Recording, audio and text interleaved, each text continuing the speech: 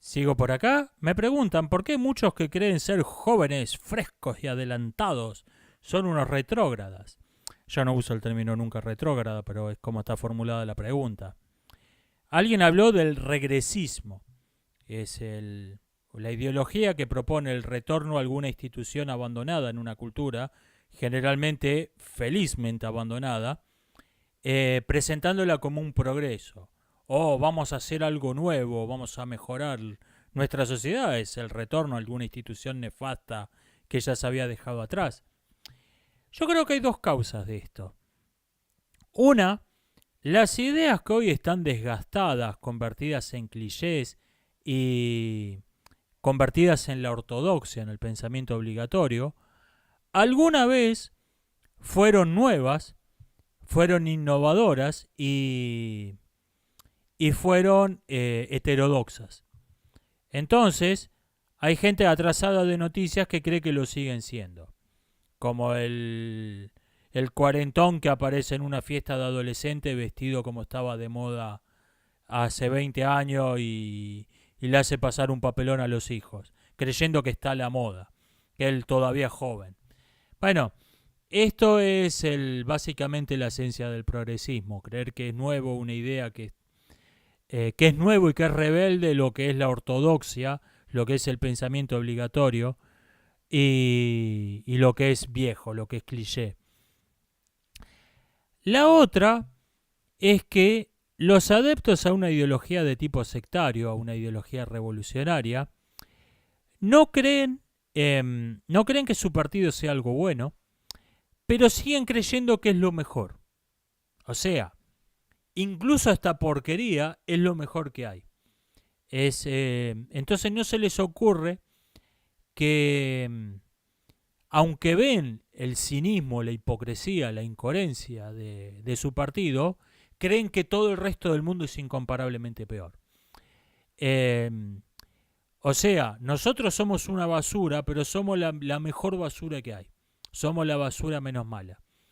Esta visión del mundo lo lleva a creer, bueno, todas las ideas de nuestro partido tienen que ser las más razonables de todo, aunque seamos unos hipócritas, aunque nuestros adeptos sean unas escorias, las ideas tienen que ser las mejores. Ese es la otra causa que creo que hay. Me preguntan qué pienso del español Antonio Escotado. Nada. El Escotado fue básicamente un lobista y mucha gente cree que confunda a los lobistas con los filósofos. Por ahí porque muchos lobistas tienen un título de licenciado en filosofía y se hacen llamar filósofos. Eh, Tiene mucho más que ver con la actuación que con el pensamiento y mucho más que ver con el marketing que con la filosofía lo que hacen. Básicamente toman una idea, generalmente una palabra amuleto, eh, una palabra marca, como usa Dross, perturbador. Tomó un adjetivo y lo convirtió en una marca de su canal. Toman una palabra, digamos, escotado, libertad. Otros toman ateísmo, naturaleza, eh, posmodernismo, lo que sea, ciencia, toman una palabra cualquiera. Y se crean un personaje, no crean una idea, crean un personaje en torno a esa palabra. Entonces se vuelven conocidos, el tipo que usa trenzas de mujer y habla sobre la ciencia de la naturaleza. Y habla sobre el posmodernismo. Se convierten en un personaje reconocido. Y una vez que te convertiste en un personaje reconocido, simplemente tenés que salir a buscar sponsors. O mejor dicho, ni tenés que salir a buscarlo, vienen solo. Mirá, queremos que asocies el posmodernismo y tus trenzas de mujer a los cigarrillos Laramie. Dale, ¿cuánto hay? Eh, es simplemente eso. Repito, no tiene nada que ver con la filosofía ni con ninguna otra actividad del pensamiento. Eh, Está mucho más cerca de la actuación que del pensamiento y mucho más cerca del marketing que de la filosofía. Escotado, el payaso de apellido impronunciable que tenemos en Argentina. No, ni siquiera es mala filosofía, no es filosofía, es otra cosa. Em, Me dicen, dije en algún video que el método científico se originó en el mundo árabe, porque había una religión donde creían que en un Dios de pura sabiduría que no hacía excepciones, que no podía, que no hacía nada así nomás. No sé si el método científico, sí que hubo cosas en la antigüedad, como hubo tipos como Arquímedes, hubo gente que hizo algo que podemos llamar ciencia. Lo que pasa es que muchas ideas que consideramos propias del pensamiento científico en la edad moderna, como que no hay excepciones, como que las mediciones tienen, la teoría tiene que coincidir con la realidad de modo riguroso, tuvieron un origen religioso en el mundo islámico, esas ideas. Fuente, me preguntan. Recomiendo leer sobre un pensador llamado Al-Farabi, muy apreciado en la Edad Media, hoy en día prácticamente olvidado, conocido como el segundo sabio, o sea, solo por debajo de Aristóteles. Y no ha sobrevivido a la prueba del tiempo, pero creo que para comprender la génesis del método científico moderno, conviene darle un vistazo a esos tipos como Al-Farabi. Pepe Botella me dice que alguien propuso un juicio por asesinato por homeopatía. O sea, asesinaron a alguien envenenado con homeopatía. Es interesante esto. Había un canal de YouTube que había hecho un video que se llamaba El suicidio homeopático, donde se tomó una sobredosis de pastillas homeopáticas y llamó a líneas de atención al suicida a ver qué le decían. Y era realmente curioso como nadie le decía, mirá, vos te tomaste azúcar, y sin embargo no se lo tomaban en serio porque sabían que no estaba intoxicado. Esa, es, es curioso, más allá de que era una broma esto nada más, pero es curioso el doble pensamiento, donde al mismo tiempo, el doble thinking, al mismo tiempo, saben que ese hombre tomó azúcar y no tiene ningún problema de salud, y al mismo tiempo no podían decírselo, porque la homeopatía está reconocida como medicina en España, donde era este youtuber, y entonces ¿cómo vas a decir que algo que es medicina, que se vende en la farmacia, son comprimidos de azúcar? Es notable el doble pensamiento. Lamentablemente lo estamos viendo con otras cosas, no solo con la homeopatía esto. Me preguntan qué pienso de los premios Ig Nobel, son los que realmente valen la pena. La idea de un premio a la investigación científica es casi paradójica. La ciencia se rige por el absoluto desprecio a las autoridades. Que un descubrimiento científico sea galardonado como un premio es casi una ironía. El Ig Nobel es el que realmente vale la pena, es el que resalta las investigaciones más ridículas, más pintorescas del año. Me dice Andrés Ospina, que me había preguntado sobre el multiverso, me dicen que no quiso decir que la palabra universo implique una sola cosa, sino que el multiverso implica una hipótesis. Bueno, en la mayoría de los escritos, el término multiverso es muy de los divulgadores. En la mayoría de los escritos científicos no lo usan, hablan de universo. A pesar de que están barajando la hipótesis de que lo que tradicionalmente llamamos el universo sea solo una pequeña parte de una realidad mayor. De todo modo la llaman universo, no hablan del multiverso.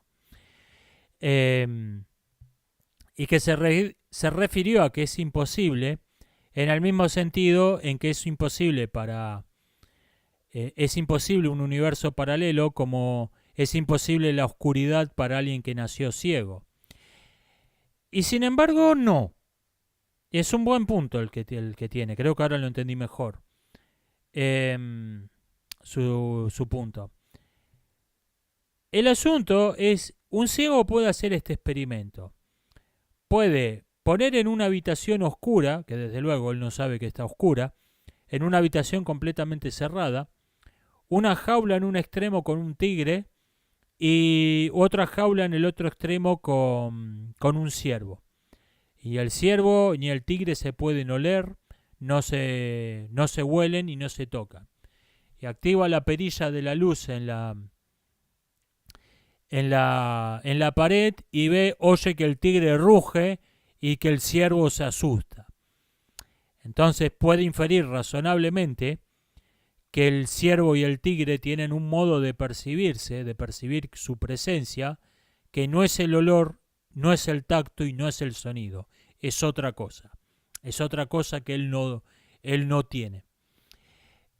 Bueno, algunos experimentos muy parecidos a estos en el mundo real, a este experimento imaginario, hecho por el ciego de nacimiento, algunos experimentos reales sugieren que somos ciegos de nacimiento, que hay otra cosa que no podemos percibir, pero podemos ver sus efectos manifestándose como una aparente acción a distancia, como si mágicamente al accionar la perilla de la luz, el tigre mágicamente y el ciervo mágicamente percibieron su presencia, en algo que para este ciego de nacimiento debe parecer vudú, debe parecer en acción a distancia.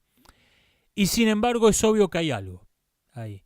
Bueno, en nuestro universo hemos hecho ese experimento que parecen vudú y nos llevan a pensar que hay otra parte de la realidad que no podemos ver, pero que es tan real como lo que podemos ver, tocar, olfatear.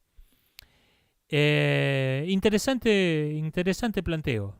Gracias por su comentario.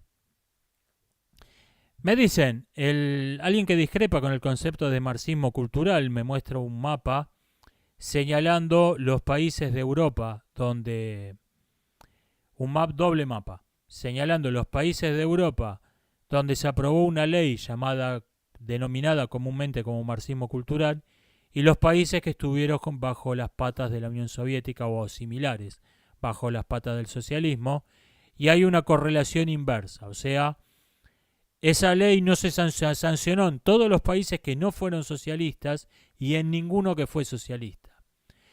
Bueno, precisamente eso muestra una correlación. Lo que pasa es que es una correlación inversa, es la correlación opuesta a la que esperaríamos por sentido común. Pero claramente hay una correlación, esos dos mapas te están señalando los mismos países agrupados con dos criterios distintos y las fronteras coinciden exactamente, o sea, obviamente hay una correlación entre las dos cosas. Lo que pasa es que esa correlación nos tomó desprevenido porque esperábamos que fuese exactamente la opuesta, por sentido común. Pero hay una correlación. Si no hubiera ninguna correlación, lo que veríamos es desparramado, esos mapas no tendrían ninguna relación, serían completamente random. Y no es lo que vemos en la realidad.